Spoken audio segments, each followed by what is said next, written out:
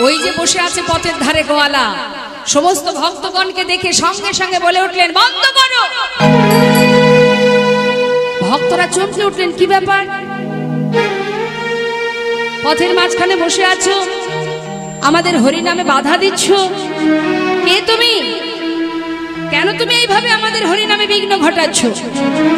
গোয়ালা বলছে, দেখো অনেকক্ষণ বসে আছি, আমাকে ঘোলের দামটা দাও না বাপু, আমি যাই। ঘোলের দাম দেব? কে খেয়েছে তোমার ঘোল? গোয়ালা বলছে, আমি চিনি না, তোমাদের সঙ্গের সঙ্গী। আমাদের সঙ্গের সঙ্গী? একে অপরকে জিজ্ঞাসা করছে, এই ঘোল খেয়েছো?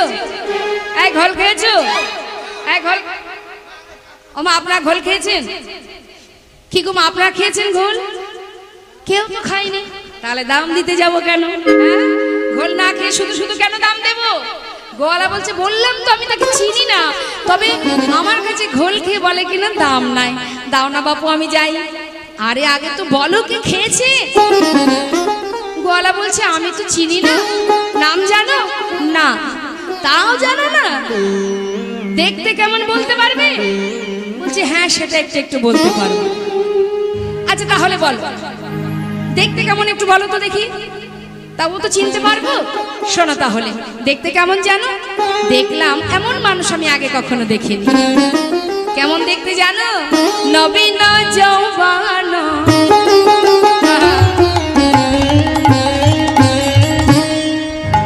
সে যে অপরূপা রূপমাধুরী,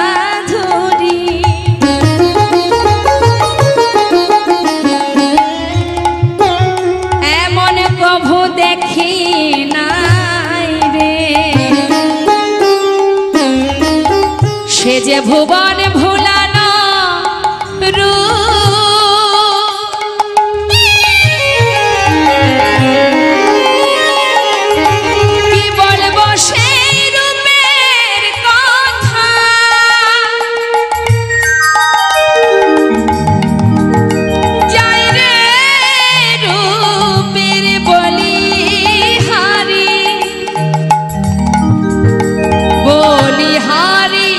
বলিহারি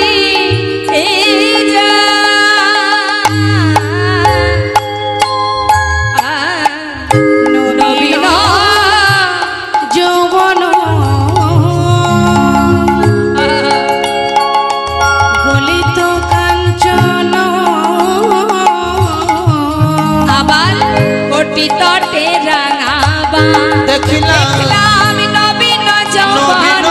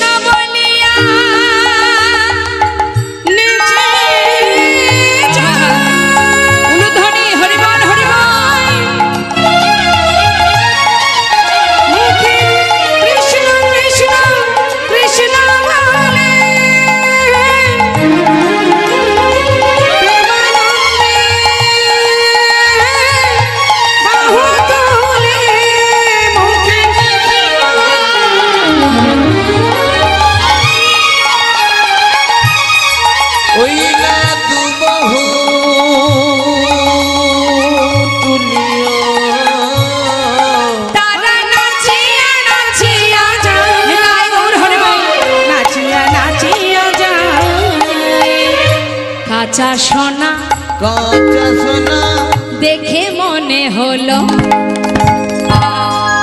কাঁচা সোনা দেখে মনে হলো, কাঁচা সোনা এমন রূপের মানুষ কভু দেখি না, দেখে মনে হলো যেন কাঁচা সোনা, এমন রূপের মানুষ আমি কভু দেখি না, দেখে মনে হলো যেন কাঁচা সোনা। আয় দাঁড়াও,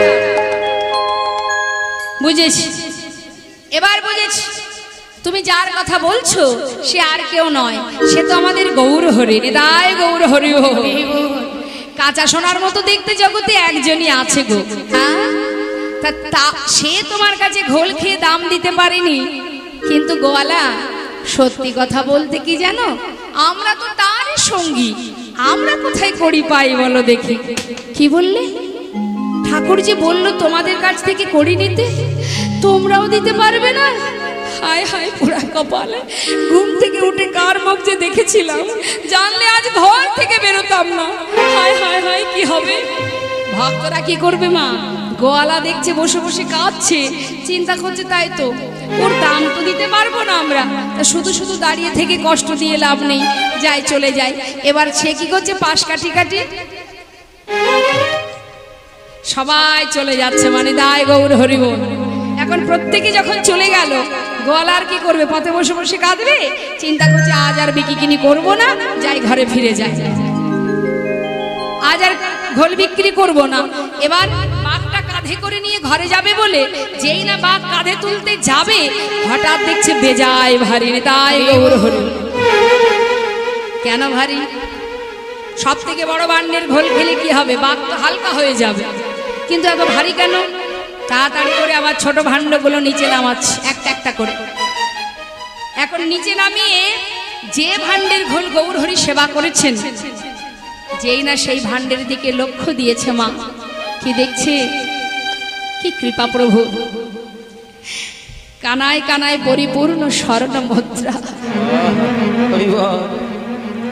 সেই বাঘ ফেলে রেখে ছুটতে ছুটতে যাচ্ছে গৌর হরি।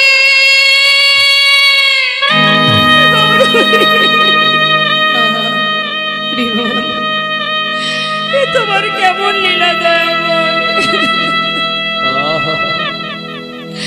তোমার কেমন করুণা, চরণটা জড়িয়ে ধরেছে, ক্ষমা করো দয়াময়, ক্ষমা করো, আমি তোমায় চিনতে পারিনি প্রভু, আমি কত কটু কথা বলেছি তোমায়, তুমি ক্ষমা করো গৌর হরি, ক্ষমা করো। তুমি নিজ গুণে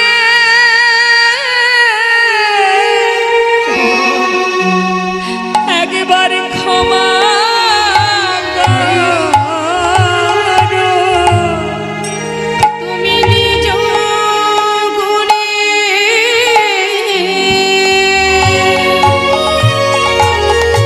একেবারে ক্ষমা করো, আমি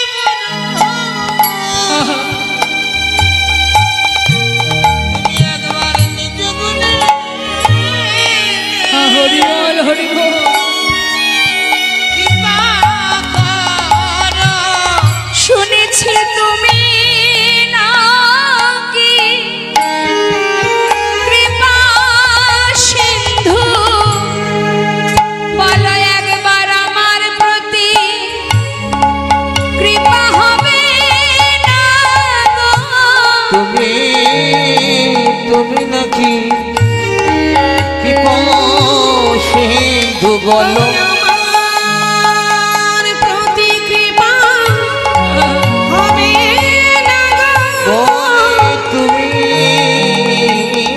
নাকি কৃপা সিন্ধু, আমার প্রতি কৃপা হবে না গো, তোমার চরণে আমায় রেখে দিও।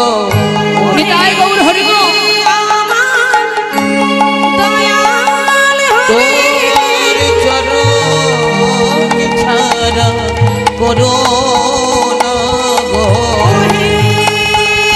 আমার দয়াল হরি, চরণ ছাড়া করো না গো।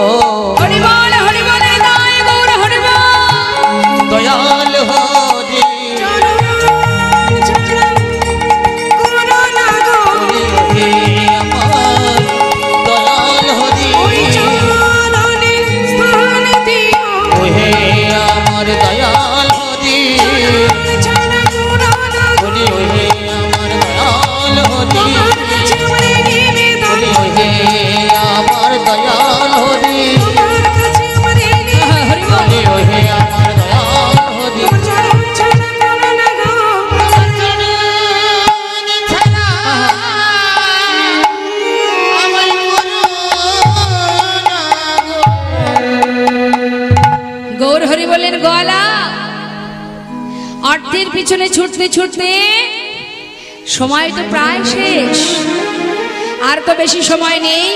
যাও গোয়ালা, আমি তোমায় আশীর্বাদ করলাম, ঘরে গিয়ে কৃষ্ণ সেবা পূজা করো, যতটুকু সময় আছে এবার তার চিন্তা করো। গোয়ালাকে আশীর্বাদ করে বিদায় দিয়ে ভক্তগণকে নিয়ে এসে পৌঁছালেন কোথায়? নানা গ্রামে ঘুরি গোরা আইলা পূর্বস্থলে, নানা গ্রামে ঘুরি গোরা আইলা পূর্বস্থলে। ভক্তগণে সবে মিলে হরি হরি বলে, ভক্তগণে সবে মিলে হরি হরি বলে। ভক্তগণ সবে মিলে হরি হরি বলে।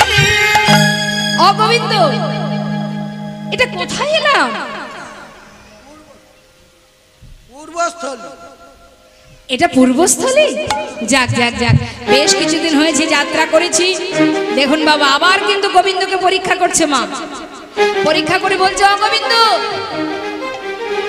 পূর্বস্থলীতে চলে এলাম যখন, বেশ কদিন হলো যাত্রা করেছি, এখনো তো কোথাও সেবা করিনি, তা আর কোথাও যাব না, এখানে সেবার ব্যবস্থা করো।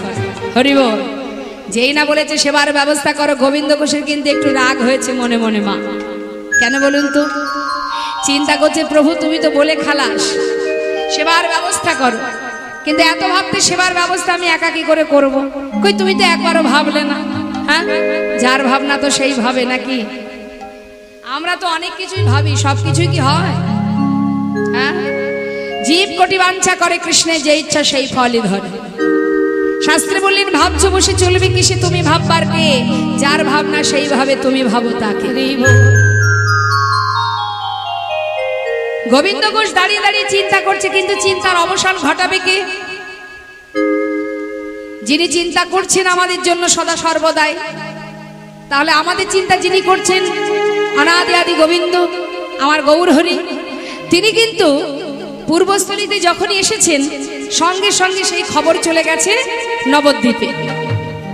আর নদেবাসী যখনই জানতে পারলেন গৌর এসেছে পূর্বস্থলীতে, সঙ্গে সঙ্গে সমস্ত ভক্তগণ তারা খবর পাওয়া মাত্রই প্রভুর জন্য সেবার বস্তু নিয়ে ছুটতে ছুটতে যাচ্ছে। শাস্ত্রে আছে, কখনো যদি আপনারা ভগবত দর্শনে যান, কখনো যদি আপনারা গোবিন্দ সেবা দিতে যান বা সাধুগুরু বৈষ্ণবের সঙ্গ করতে যান, হরিবাসরে যান, কখনো খালি হাতে যাবেন না। আপনার যেমন ক্ষমতা কিছু না কিছু ভগবানের সেবার সামগ্রী, সেবার বস্তু নিয়ে যাবেন। আপনার যতটুকু সামর্থ্য, খালি হাতে কখনো গোবিন্দ দর্শনে যেতে নেই। তাই আজ সমস্ত ভক্তগণ যখনই জানতে পারলেন গৌর এসেছে পূর্বস্থলীতে, সবাই যাচ্ছে দল বেঁধে গৌর দর্শনে। তা সবার হাতে সেবার বস্তু, মনের আনন্দে যাচ্ছে। আনন্দে ধাবলো সবে গৌরাঙ্গ দেখিতে রে, গৌরাঙ্গ দেখিতে। আনন্দে ধাবলো সবে গৌরাঙ্গ দেখিতে রে, গৌরাঙ্গ দেখিতে। গৌর গৌর গৌর বলে, গৌর গৌর গৌর বলে। গৌর গৌর গৌর বলে যাই নাচিতে,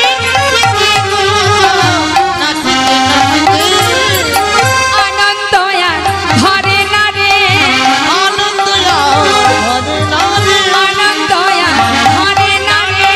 আনন্দ ধরে না রে। হরি হরি হরি বলে, আনন্দ আর ধরে না রে। হরি হরি হরি বলে, হরি বলে দুটি বাহু তুলে, জয় গৌর হরি বল হরি বল। হরি বলে দুটি বাহু তুলে, হরি হরি বলে ধরে না রে। গৌর গৌর গৌর বলে যাই নাচিতে নাচিতে, নাচিতে নাচিতে। ও মুখে গৌর গৌর গৌর বলে যায়, নাচিতে নাচিতে গো, নাচিতে নাচিতে। সমস্ত ভক্তগণকে দেখে গৌর হরি ডাকছে, গোবিন্দ এদিকে এসো।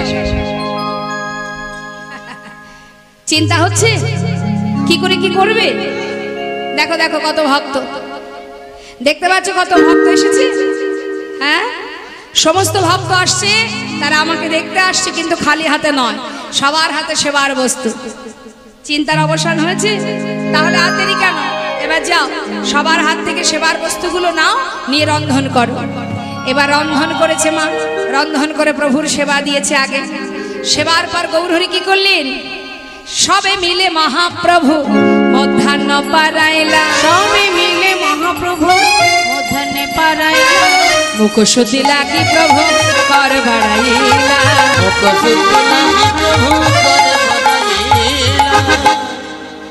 যেই না হাত বাড়িয়েছে, গোবিন্দ ঘোষ বলছে তুমি আবার কেন হাত বাড়ালে? কি চাই তোমার? জানো না সেবার পরে কি দিতে হয়? না জানি না প্রভু, তুমি বলো, আমি এক্ষুনি এনে দেব। আচ্ছা, সত্যি দেখছি তুমি জানো না। আমার তো একটা মুখশুদ্ধি চাই গোবিন্দ। মুখশুদ্ধি? কি মুখশুদ্ধি চাই প্রভু? মায়েরা বলতে পারবেন কি মুখশুদ্ধি? হরিতকি। অপ্রভু, একটা হরিতকি চাই, তাই তো?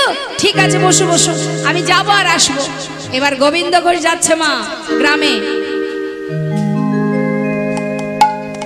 মুখশুদ্ধি মাগিবার তরে গোবিন্দ চলিল, মুখশুদ্ধি মাগিবার তরে গোবিন্দ চলিল,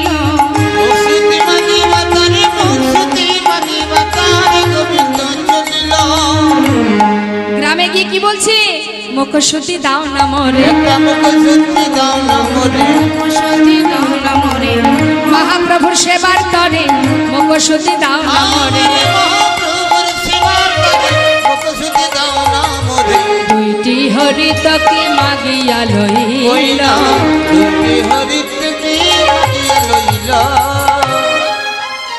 ওমা, দুটো হরিতকি ভিক্ষা করে ছুটতে ছুটতে আসছে। পথে যখন আসছে, হঠাৎ মনে মনে চিন্তা করছে, তাই তো আজকে আমাকে 6 ক্রোশ পথ অতিক্রম করতে হচ্ছে। কাল কোথাও গিয়ে যদি প্রভু বলে মুখশুদ্ধি দাও, তাহলে যদি এর থেকে আরো বেশি যেতে হয়, আজ তো 6 ক্রোশ, কাল যদি আরো বেশি যেতে হয়, তার থেকে এক কাজ করা যাক, দুটো হরিতকি প্রভুকে দিয়ে কাজ নেই, একটা আমার কাছে রাখবো আর একটা প্রভুকে দেব। হরিবল। কারণ যে এক ভাণ্ড ঘোল পুরোটা সেবা করতে পারে, তার কাছে দুটো হরিতকি কোনো ব্যাপার? হ্যাঁ, তার থেকে একটা রেখে দেবো, একটা প্রভুকে দেব। কাল প্রভু যেই চাইবে সেই দিয়ে দেব, সেই ভালো। এই বলে নিজের কাছে একটা গুছিয়ে রাখছে মা, আর মনে মনে বলছে প্রভু তো আর জানছে না আমি কি দিয়ে কি করছি। থাক, প্রভু তো আর জানছে না। বারবার শুধু একটা কথাই বলছে, প্রভু তো আর জানছে না। হরি বল। তা যিনি অন্তর্যামী, যিনি অন্তরে বসে থাকেন, তার আর কি জানতে বাকি থাকবে বলো দেখি। একটা নিজের কাছে রেখেছি, আর একটা গিয়ে প্রভুর হাতে দিয়েছি। প্রভু কিন্তু সবই জানেন, কিন্তু কোনো কথা বললেন না। কিছু সময় বিশ্রাম করে বললেন, ভক্ত তাহলে আর দেরি কেন, চলো যাত্রা করি। এবার সবাইকে নিয়ে যাত্রা করলেন মা। পর দিবসেতে প্রভু অগ্রদ্বীপে আইলা, পর দিবসেতে প্রভু অগ্রদ্বীপে আইলা,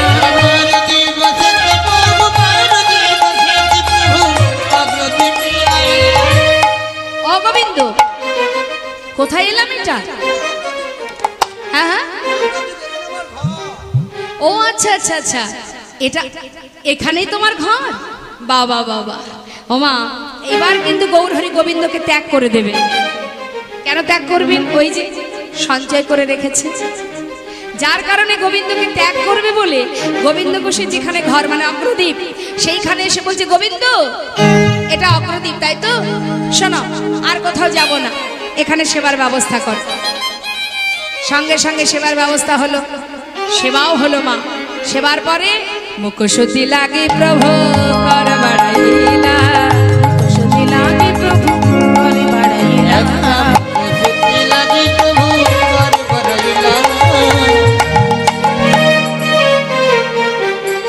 মুখশুদ্ধি দাও না মোরে, মুখশুদ্ধি দাও না মোরে, মুখশুদ্ধি দাও না মোরে, মুখশুদ্ধি দাও না মোরে, ভোজনের অবশেষে মুখশুদ্ধি দাও না মোরে,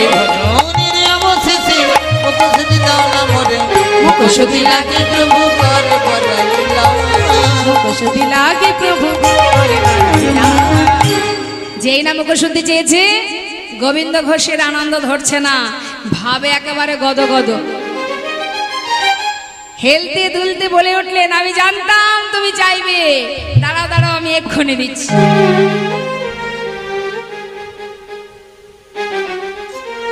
এই না প্রভু। গৌরহরি বলেন, দাঁড়াও গোবিন্দ, কাল যখন মুখশুদ্ধি চেয়েছিলাম চাইবা মাত্রই তুমি দিতে পারোনি, দিতে তোমার বিলম্ব হয়েছিল, কিন্তু আজ এত তাড়াতাড়ি কোথায় পেলে গোবিন্দ? অপ্রভু, আমি তো জানি তুমি আজ চাইবে, তাই কাল দুটো হরি তোকে ভিক্ষা করে একটা আমার কাছে রেখেছিলাম আর একটা আমি তোমাকে দিয়েছিলাম। আজ তুমি যেই চেয়েছো সেই দিয়ে দিলাম। কি প্রভু, আমি ভালো করেছি না? বাহ, চমৎকার গোবিন্দ। এতদিন আমার সঙ্গ পেয়ে আমার সঙ্গী হয়ে এই শিক্ষা পেলে গোবিন্দ। গৌরহরি, আমি কি কোনো ভুল করলাম? না, তুমি কেন ভুল করবে? ভুল তো করেছি আমি, তুমি ভুল করেছো। হ্যাঁ গোবিন্দ, আমি ভুল করেছি। আমি ভুল করেছি কিসে জানো? আমি ভুল করেছি তোমাকে আমার সঙ্গী করে। গৌরহরি, তুমি কি বলছো দয়াময়? আমি তোমার কথা কিছুই বুঝতে পারছি না। গোবিন্দ, সন্ন্যাসীর নহে কবু সঞ্চয় বাসনা। সর্বস্ব পরিত্যাগ করে আমার সঙ্গী হয়েছো ঠিকই, কিন্তু সঞ্চয় বাসনা তোমার মন থেকে এখনো যায়নি গোবিন্দ। তাই আমার সঙ্গী হয়ে আমার উপরে নির্ভরশীল হতে পারোনি বলে আজ তুমি সঞ্চয় করে রেখেছ। আমি তো কোনো সঞ্চয়বৃত্তি মানুষের সঙ্গ করি না গোবিন্দ, তাই তুমি সঞ্চয়ী। তাই আজ থেকে আমি তোমায় ত্যাগ করলাম না। না দয়াময়, আমি মানছি, আমি মানছি আমি সঞ্চয় করেছি, কিন্তু প্রভু গো, আমি তো আমার জন্য করিনি, আমি তো তোমার জন্য সঞ্চয় করেছি। এতেও যদি আমার অপরাধ হয় তুমি আমাকে মানো, তোমার মনে যা চাই তুমি তাই বলো, কিন্তু তুমি আমায় ছেড়ে চলে যেও না গৌরহরি। আমি তোমায় ছেড়ে থাকতে পারবো না গোবিন্দ। যেজন সঞ্চয় বৃত্তি মানুষের সঙ্গ আমি করি না, যেজন সঞ্চয় করে আমি তার মুখ দর্শন করি না। যে আমার উপরে নির্ভরশীল হতে পারে না, যে আমাকে ভরসা করতে পারে না, তাই আগে থেকে সঞ্চয় করে রাখে, আমি তার মুখ দর্শন করি না গৌরহরি।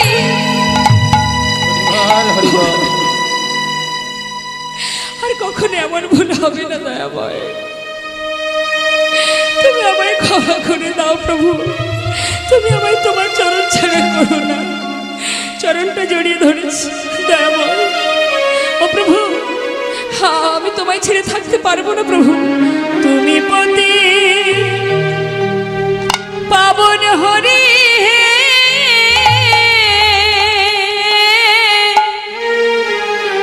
তুমি যেও না চলে, কৃপা করে দয়াল হরি রাখো চরণে। একবার কৃপা করে দয়াল হরি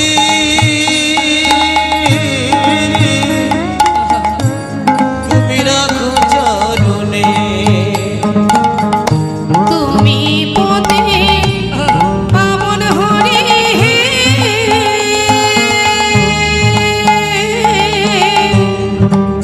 তুমি যেও না চলে, কৃপা করে দয়াল হরি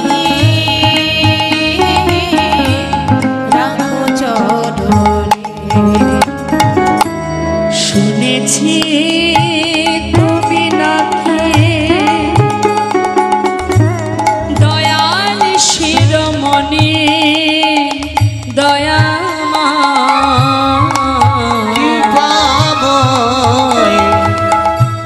শুনেছি তুমি নাকি দয়াল শিরোমণি। নাম প্রচারিতে এলে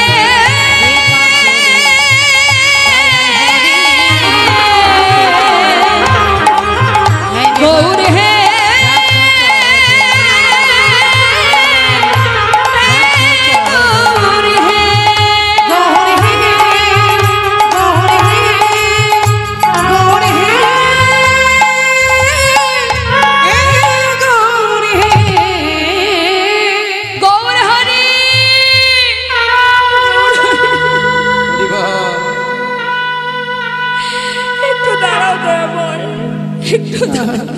হরি বল। একটা হরি তোকে সঞ্চারের কারণে আজ তুমি আমায় ফেলে চলে যাচ্ছ গৌরহরি। তবে যাওয়ার আগে তুমিও শুনে যাও, আজ তুমি আমায় ফেলে চলে যাচ্ছ, চলে যাও। এই অগ্রদ্বীপের মাটিতে দাঁড়িয়ে আমিও প্রতিজ্ঞা করলাম, যদি আমি সর্বদাই তোমাকে স্মরণ করে থাকি দয়াময়, হরি বল। যদি সারা দিবানিশি তোমাকে ডেকে থাকি, সদা সর্বদাই যদি তোমাকে ভালোবেসে থাকি, আজ তুমি চলে যাচ্ছ, চলে যাও। তবে আমার কাছে তোমাকে আবার ফিরে আসতে হবে। এক পক্ষকালের মধ্যে তোমাকে আবার ফিরে আসতে হবে। আমি চাই না তোমার সঙ্গী হতে, চলে যাও তুমি। গৌরহরি চলে গেল। মা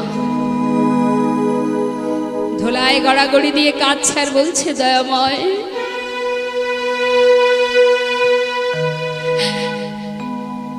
সর্বস্ব পরিত্যাগ করে আমি তোমার নামকে সম্বল করে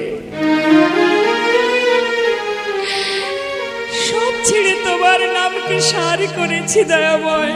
হরি বল। একটা হরি তোকে সঞ্চয়ের জন্য আজ তুমি আমায় ত্যাগ করে চলে গেলে। একবারও আমার অন্তরটা তুমি বুঝতে চাইলে না। আমি চাই না তোমার সঙ্গী হতে, চলে যাও তুমি। ধুলাই গড়াগড়ি দিয়ে কাজ। পাড়ার লোক গোবিন্দ ঘোষকে যখন পথের ধারে কাঁদতে দেখছে যখন বসে শুয়ে শুয়ে কাঁদছে গড়াগড়ি দিয়ে, তখন তারা দেখতে পেয়ে বলছে, আরে এ তো আমাদের পাড়ার ছেলে। সবাই মিলে তাকে ধরে তার নিজের ঘরে পৌঁছে দিয়েছে মা। কিন্তু যেজন গৌরহরির কাছে থেকে তার সঙ্গ লাভ করেছে,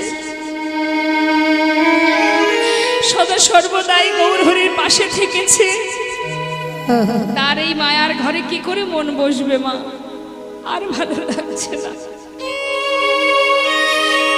প্রতিজ্ঞা করেছে 15 দিনের মধ্যে, মানে এক পক্ষকালের মধ্যে তোমাকে আমার কাছে আসতে হবে। কিন্তু এক একটা দিন যাচ্ছে, তার জীবনে যেন মনে হয় এক এক জন্ম কেটে যাচ্ছে। আর কি মন বসে মায়ার সংসারে? দেখতে দেখতে আজ 13 দিন গোবিন্দ ঘোষ আর নিজেকে স্থির রাখতে পারছে না বাবা। শাস্ত্রে আছে, যার কেউ নেই তার ভগবান আছে। আমরা বলি না মা, যার কেউ নেই তার ভগবান আছে, সত্যি তাই। কিন্তু গোবিন্দ ঘোষ মনে মনে চিন্তা করলেন, সেই ভগবানই যখন আমাকে ত্যাগ করেছে, তাহলে এ প্রাণ আমি আর কি করতে বাঁচিয়ে রাখবো? কি চাই আমার? আর প্রভুই তো আমায় ত্যাগ করেছে, আর তো আমার কিছু চাওয়ার নেই। এবার নিজেকে গঙ্গার জলে বিসর্জন করে দেব। কি নিয়ে বেঁচে থাকবো আমি? যাচ্ছে মা, আর মনে মনে বলছে, হে প্রভু, তুমি আমাকে ভুলে গেছো, কিন্তু আমি তো তোমায় ভুলবো না। আমি তোমারই নাম স্মরণ করতে করতে গঙ্গার জলে নিজেকে বিসর্জন করে দেব। কেউ জানুক বা না জানুক, তুমি তো জানবে যে তুমি আমাকে ভুলে গেছো, কিন্তু আমি তোমায় ভুলিনি। যাচ্ছে পথে প্রভুর চরণ স্মরণ করতে করতে, হরি হে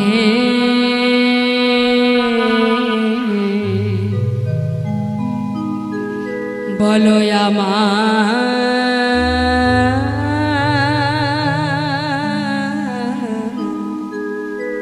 সেই দিনে কবে হবে? তোমার আশার আশায় ওগো দয়াল আছি বসে। তোমার আশার আশায়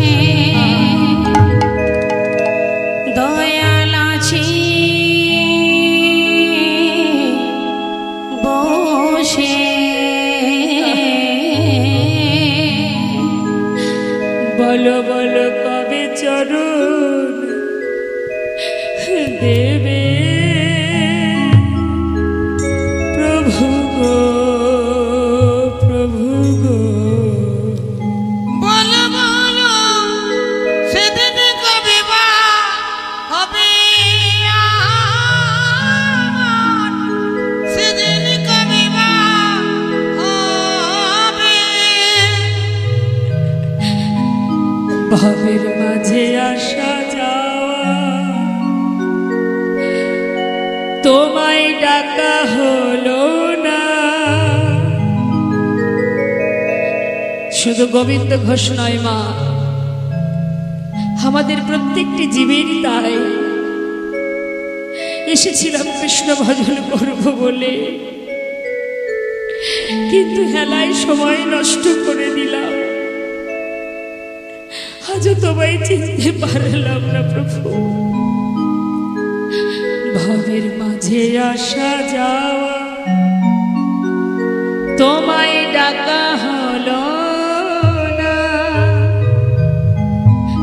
যা বলবো বলে সবাই এসেছিলাম,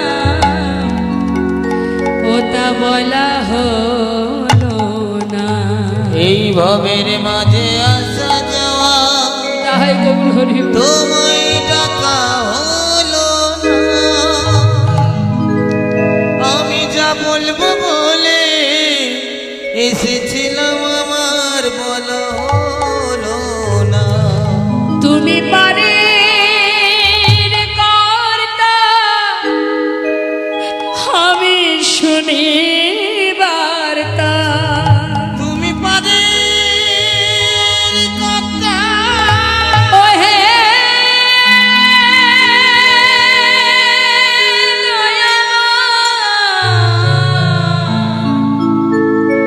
হে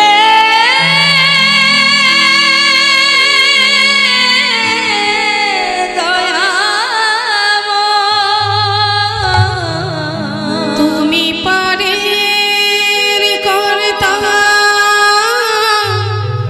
আমি শুনি বার্তা। বলো বলো কবে পা খুঁড়িবে প্রভু। বলো বলো সেদিন কবে বা হবে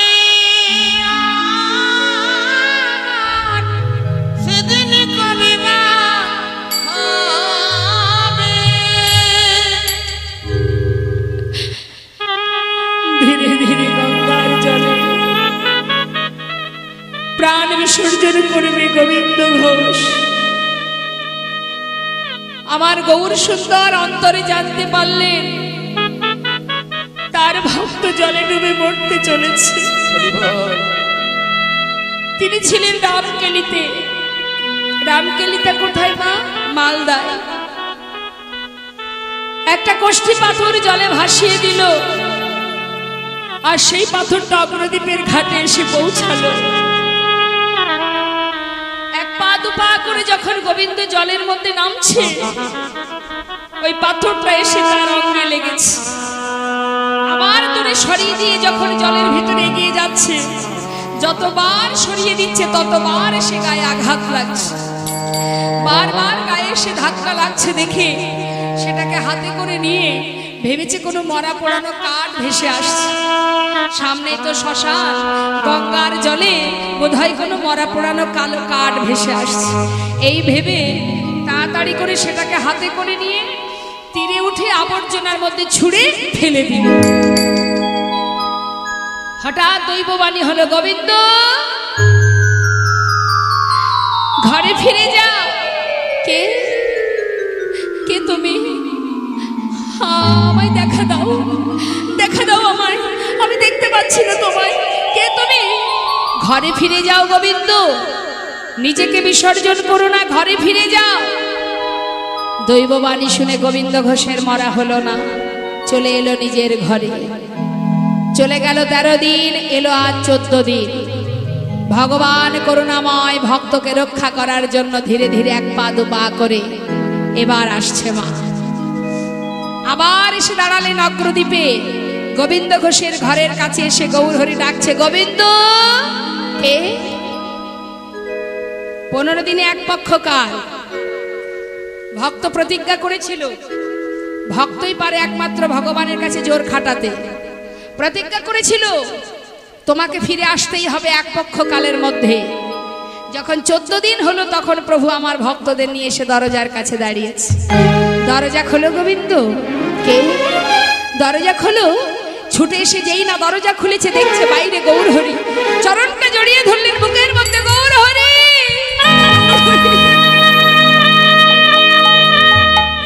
এসেছো দয়াময়, তুমি এসেছো প্রভু। শান্ত হও, কথা দাও আমায় ছেড়ে তুমি আর কোথাও যাবে না। কথা দাও প্রভু, কথা দাও। আমি অনেক কষ্ট পেয়েছি, অনেক যন্ত্রণা পেয়েছি, আর আমি তোমায় ছাড়তে চাই না। বলে তুমি আমাকে আর ধরে রাখবে না। বেশ, কথা দিলাম, কোনোদিন আমি তোমাকে দূরে রাখবো না। গোবিন্দ, আমি যে আসবো তুমি তো জানতে। কি না তো প্রভু, আমি তো জানি না। কেন? আমার আগমন বার্তা তো আমি অনেক আগেই পাঠিয়ে দিয়েছি। আগমন বার্তা? হ্যাঁ। আচ্ছা গোবিন্দ, তুমি কি গঙ্গার জলে ডুবে মরতে গিয়েছিলে? হ্যাঁ প্রভু। কেন গোবিন্দ? সেখানে কিছু পেয়েছিলে? প্রভু, তোমাকে হারিয়ে কি নিয়ে বাঁচবো প্রভু? তাই তো গঙ্গার জলে ডুবে মরতে চলেছিলাম। কিন্তু সেখানে গিয়ে বারবার একটা পোড়া কাষ্ঠ এসে আমার অঙ্গে আঘাত লাগছে। যখনই আঘাত লাগছে আমি সেটাকে হাতে করে নিয়ে তীরে উঠে আবর্জনার মধ্যে ছুঁড়ে ফেলে দিয়েছি। তাই বুঝি? আচ্ছা যাও তো, শিগগিরই নিয়ে এসো। ছুটতে ছুটতে গঙ্গার পাড়ে গিয়ে ওই আবর্জনার ভিতর থেকে সেই পোড়া কাষ্ঠ মনে করে হাতে তুলে দেখছে তো কোষ্ঠী পাথর। ছুটতে ছুটতে প্রভুর কাছে এসে বলছে, দয়াময়, এই কি তোমার আগমন বার্তা? হ্যাঁ গোবিন্দ। ভালো করে দেখো তো, এটা কি পোড়া কাষ্ঠ? না প্রভু, এ তো কোষ্ঠী পাথর, সারা গায়ে কৃষ্ণ লেখা। আহা, ও প্রভু, এটা দিয়ে কি হবে? গোবিন্দ, এটা দিয়ে একটা বিগ্রহ তৈরি হবে, আর সেই বিগ্রহ আমি তোমার ঘরে স্থাপন করব, এবং সেই বিগ্রহের প্রাণ প্রতিষ্ঠা করে আমি তার নাম দেব। বেশ, তাই হবে প্রভু। সুন্দর করে বিগ্রহ স্থাপন করে প্রাণ প্রতিষ্ঠা করে সেই বিগ্রহের নাম দিলেন গোপীনাথ। শোনো গোবিন্দ, প্রতিদিন ভিক্ষা করে যা পাবে পুরোটা সেবায় দিয়ে দেবে। আরো একটা কথা বলি শোনো, তোমার তো একা একা ঘরে মন বসবে না, তাই তুমি একটা বিবাহ করবে। কেমন? প্রভু, এ কথা তুমি কেন বলছো? হ্যাঁ গোবিন্দ। আর আমি এবার আসি। তুমি কোথায় যাবে? এই তো তুমি বললে তুমি আমায় ছেড়ে কোথাও যাবে না, আবার বলছো আমি আসি।